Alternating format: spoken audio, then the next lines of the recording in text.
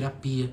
Por isso que ela foge de qualquer proposta de relacionamento, de troca de ideia. Por isso que quando ela começa a perceber que as linguagens e as ideias, a troca de ideia começou a ir por esse direcionamento, ela sabota, ela corta, ela sai fora. É aqui que o casamento não dura. Quando ele começa a perceber que o cônjuge vai se tornar cúmplice de quem ele é, ele dá a chamada carta de divórcio. Vaza daqui porque eu quero assumir o protagonismo sozinho da minha culpa. E culpa é um negócio tão sério que ela é a arma principal do chantagista. Seja o chantagista da polícia, seja o chantagista da igreja. O chantagista religioso sempre vai usar a culpa como arma de intimidação. E olha, a culpa cresce na doença da comparacite, a comparação. Se você fosse comparar, sempre vai ter alguém melhor do que você. Sempre tem alguém melhor do que a gente. Mas aí o chantagista manipulador de mente começa a jogar culpa. Tá vendo? Você, te falar, hein? Você não cresceu, mas você viu lá seu primo? Seu primo já foi para Harvard. E começa a criar uma angústia na gente. Você é complicado, tem uma série de coisas que você está fazendo aí que não é bem assim. Isso aí é porque lá atrás seu pai, sua família. E começa a vir uma espiral do caos. E quando essa coisa mnemônica, essa memória, começa a vir com memórias de outras culpas, a tendência é a gente enfiar uma âncora no pé e nunca mais sair da profundidade de nós mesmos. Quem é angustiado, ameaçado, atacado, destruído pela culpa, passa a vida inteira emparedado. A diferença entre culpa e vergonha é simples. A vergonha é natural da gente. Já a culpa não é natural, é um processo. Que é um processo muito mais profundo, muito mais enraizado. É tão sério isso, Fábio, que para você ter uma ideia, olha que coisa interessante. Você vai ver que Isaías, o profeta Isaías, no capítulo 6, tem uma coisa interessante. Quando ele encontra com Deus e ele de repente percebe que o movimento ali, ele está olhando para cima, mas de cima também há olhos sobre ele, o serafim voa até ele trazendo uma brasa viva que tirara do altar com uma tenaz. Aí toca os lábios dele e chama atenção para o ato. Tem um toque e um ato. Chama atenção para esse ato e diz, olha, vê, a tua culpa foi arrancada, removida e o teu pecado perdoado. É exatamente essa o padrão divino. Ele perdoa pecados e arranca culpas. Porque a culpa tem que ser arrancada, jogada fora, porque ela, como erva daninha, cresce. Culpas precisam ser jogadas fora. E onde é que a gente faz isso? Na terapia, no aconselhamento, na conversa com gente experiente, com gente de Deus. Eu tinha um professor que dizia, quer andar com Deus, ande com gente que anda com Deus. É por aí. Porque, gente, é uma coisa muito séria. Nem sempre, Marcos, nem sempre. Essa é uma visão, é importante o que o Marcos perguntou aqui, porque essa é uma visão quase cultural de muitas igrejas. A culpa é um sentimento maligno, opressor? Nem sempre. Às vezes ela é usada, sei lá, pelo maligno, porque, como eu disse, é a arma do chantagista. Mas nem sempre é isso. Às vezes é dos nossos próprios processos humanos.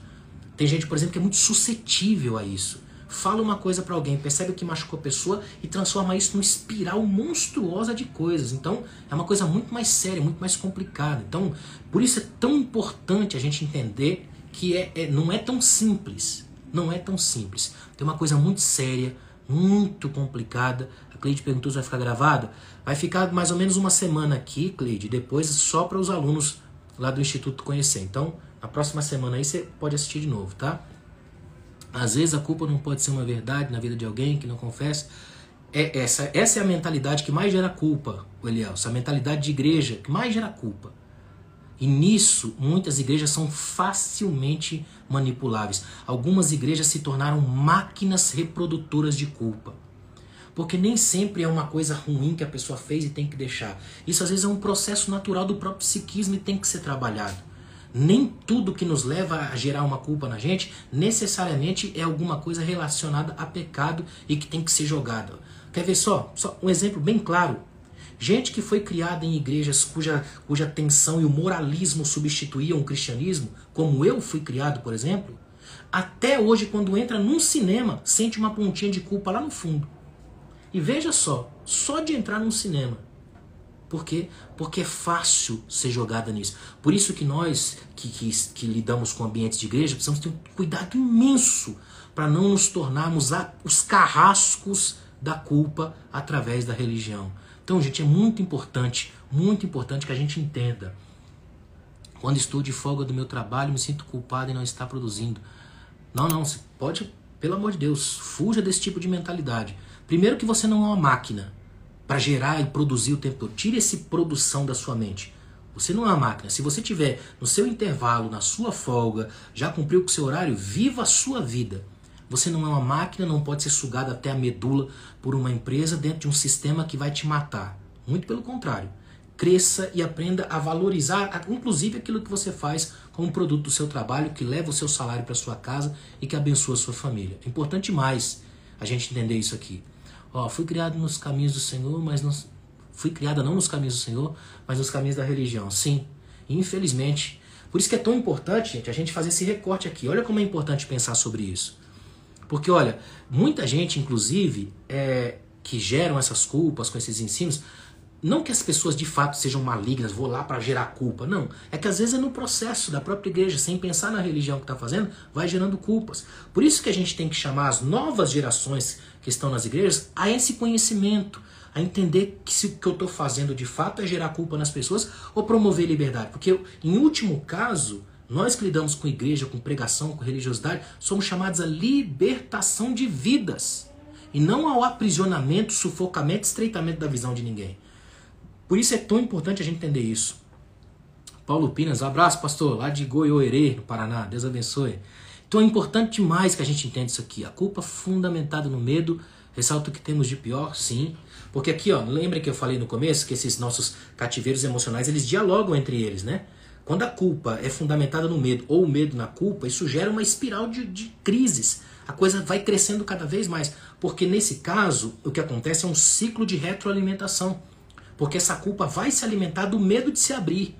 Como eu disse aqui, não vai numa festa por medo de que alguém saiba, ou que aconteceu alguma coisa mais séria e tal. Então é muito importante, Maurício colocou, e é importante essa opinião do mundo corporativo. No ambiente corporativo, quando tem um erro, as pessoas buscam consertar o erro sem querer buscar os culpados pelo erro. Exato. Sem entender o sistema, né? Tem um sistema por trás de cada erro.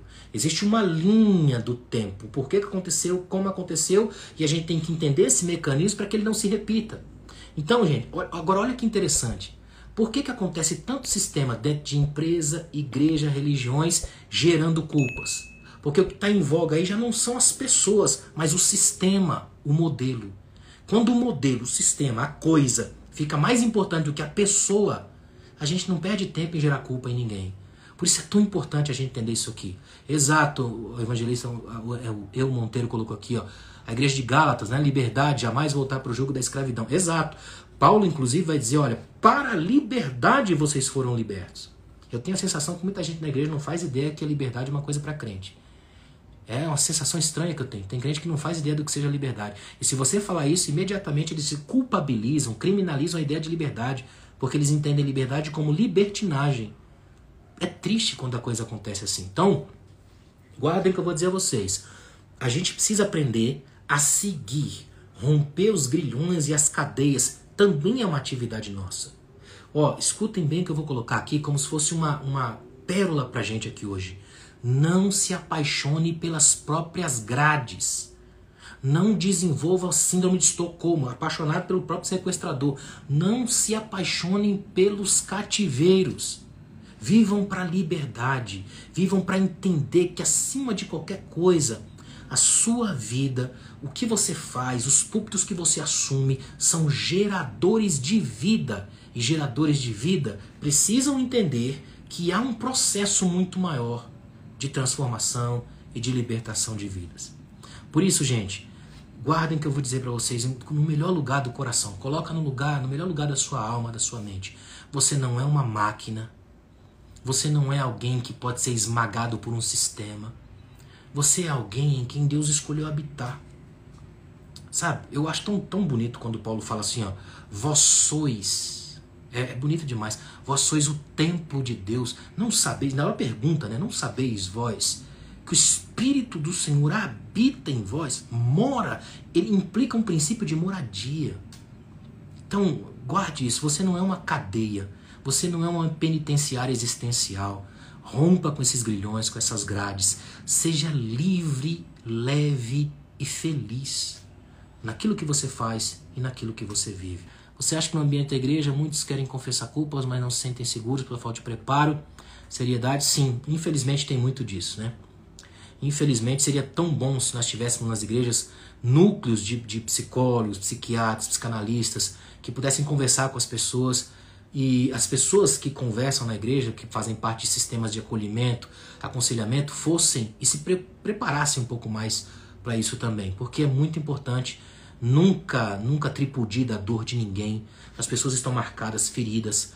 Nós estamos recebendo muita gente que vem desse pós-pandemia. Nesse pós-pandemia, lembrem-se, milhares de pessoas nesse país não tiveram direito a um luto. Perderam alguém sem poder chorar a pessoa que perdeu. Isso deixa marcas inigualáveis na alma. Então é muito importante que a gente mantenha o foco. Você que é pastor, que é pregador, nunca suba no púlpito para tripudiar da dor de ninguém, para tentar mostrar-se superior. Isso, além de ridículo, é ante-Deus. Suba para gerar vida, para libertar pessoas, para abençoar a gente. É muito importante, gente, que a gente seja povo que é mais livre, que entende todo esse processo que tem consigo, com Deus. A nossa vida, sua alma, sua interioridade, sua espiritualidade precisa ser uma vivência de liberdade e de transformação. Então, fica aqui a minha gratidão a todos vocês. Deus abençoe.